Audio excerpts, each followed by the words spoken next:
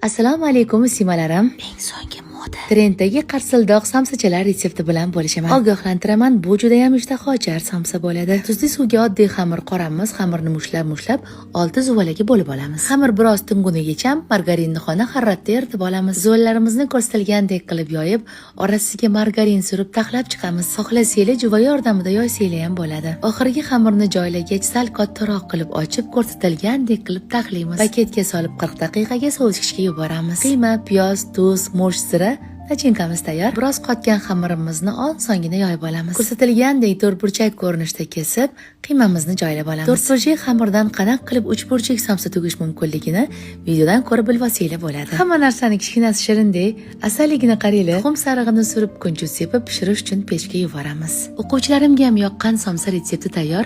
Retsept yoqqan bo'lsa, notirangizni duo qilishni unutmang.